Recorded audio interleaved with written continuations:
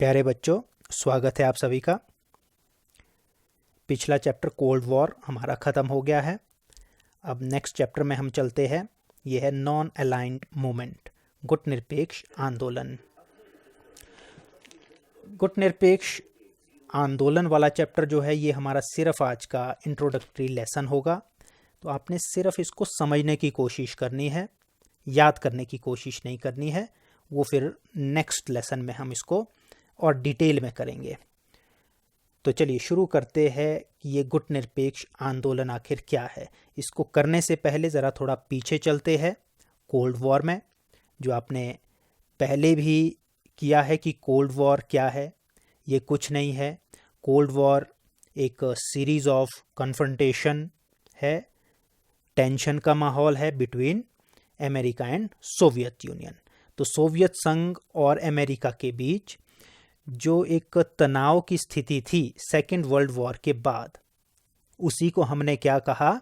उसी को हमने कहा कोल्ड वॉर।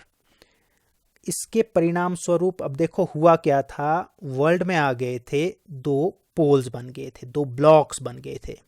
कौन कौन से ब्लॉक्स बने थे वो आपने ज़रा बताने हैं मुझे। वैसे पता ही आपको, आसान सा प्रश्न है ये।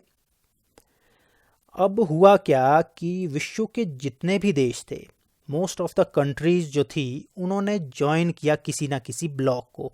या तो सोवियत ब्लॉक में गए वो, या फिर वो कहाँ गए, या फिर वो गए अमेरिकन ब्लॉक में। जितने भी देश स्वतंत्र हो रहे थे या पहले के स्वतंत्र हो चुके थे, उन्होंने किसी ना किसी गुट में जाने का निर्णय लिया था, जिसको हमने एक व्यवस्था का भी नाम दिया था।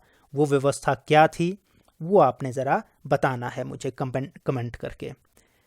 लेकिन जो नए स्वतंत्र देश थे, भारत के जैसे देश, ये किसी गुट में जाना नहीं चाहते थे। इसलिए इन्होंने डिसाइड किया, सोचा कि इनके सामने थर्ड ऑप्शन क्या हो सकता है।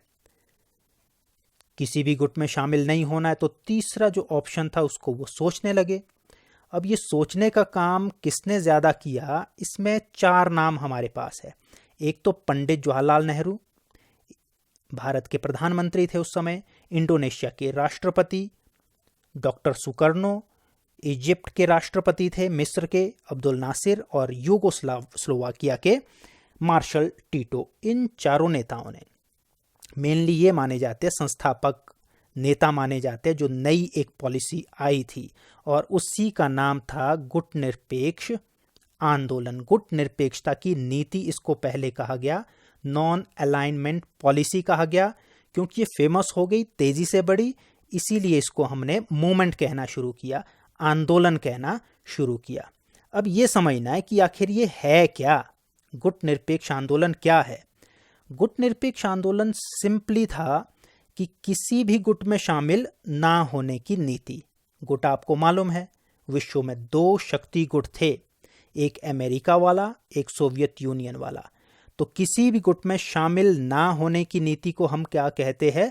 गुटनिरपेक्षता की नीति। सिर्फ इतनी सी बात याद आपने अभी रखनी है। It means not to align itself with any of the power block. किसी भी पावर ब्लॉक के साथ खुद को अलाइन नहीं करना है, शामिल नहीं करना है, जोड़ना नहीं है।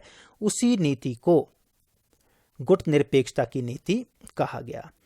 इसकी बनाने की, वैसे गुटनिरपेक्षता की नीति की कैसे होगी, इसको बनाने की शुरुआत 1955-56 से हो गई थी, लेकिन एक्चुअल में आपने याद क्या रखना है, 1961 पहली बार ये नेता मिले।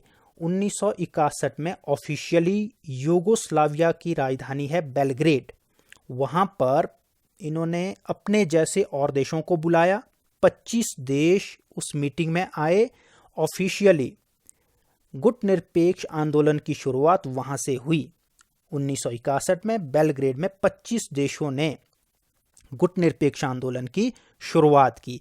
मीन्स इन्होंने ये डिसाइड कर दिया कि हमने किसी भी गुट में शामिल नहीं होना है, स्वतंत्र रहना है, अपनी नीति का निर्माण स्वतंत्रता पूर्वक करना है। तो ये ऐसा इन्होंने क्यों किया, ये बड़ा प्रश्न है। सबसे पहली बात तो इनके सामने यही आई कि इन्होंने अपना निर्णय अंतर्राष्ट्रीय स्तर पर स्वतंत्रता पूर्वक तरीके से देना था। ये इनका उद्देश्य था कि जो भी हम वर्ल्ड में अपना डिसीजन बनाएं, हमारे ऊपर किसी पावरफुल कंट्री का कोई कंट्रोल नहीं होना चाहिए। ऐसा ना हो कि हम किसी के दबाव में कोई नीति बनाएं, क्योंकि ये महाशक्तियां थी। तो ये जो इनके गुट में शामिल देश हो जाते थे, उनके ऊपर दबाव बनाती थी कि आप ये कीजिए, आप ऐसी पॉलिसी बनाइए, आप वैसी पॉलिसी बनाइए। तो ये देश ऐसे दबाव से मुक्त रहना चाहते थे, क्योंकि भारत जैसे देशों ने लगभग 300 सालों तक गुलामी झेली थी, दूसरों के इशारे पर काम किया था। अब हम उस स्थिति में नहीं जाना चाहते थे, इसीलिए हमने एक ऐसी नीति अपनाई ताकि हम महाशक्तियों के दबाव से मुक्त रहें। दूसरी बात क्या थी, ये अपने हित के अनुसार निर्णय लेना चाहते थे, अपने इंटरेस्ट के अकॉर्डिंग अपने डिसीजन लेना चाहते थे। और अगली बात थी कि अगर कभी ऐसा हो जाता कि एक महाशक्ति से इनकी कोई अनबन हो जाती, कोई डराने की कोशिश करती एक महाशक्ति, तो ये दूसरी महाशक्ति के पास जा सकते थे। अगर किसी भी गुट में शामिल नहीं है, अगर तो एक गुट में शामिल हो जाते तो कोई एक महाशक्ति इनको डरा सकती थी। लेकिन अगर किसी भी गुट में शामिल नहीं है तो ये फ्री थे कि अगर एक कोई पावरफुल कंट्री इनको डराने की कोशिश करता है तो ये दूसरे के पास जा सकते हैं, कह सकते हैं कि हम तो दूसरे के पास जा रहे हैं।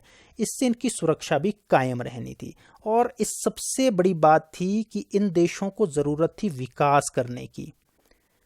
जो ये इतने वर्षों तक गुलाम रहे थे भारत जैसे देश, तो इकोनॉमिकली ये काफ़ी वीक हो गए थे, इसलिए इनको ज़रूरत थी अपना आर्थिक विकास तेज़ गति से करने का। इनको इकोनॉमिक ग्रोथ की ज़रूरत थी, और इकोनॉमिक ग्रोथ तभी हो सकता था जब ये दोनों महाशक्तियों से सहायता प्राप्त करे, इकोनॉमिक हेल्प मिले, फाइनेंशियल एड मिले।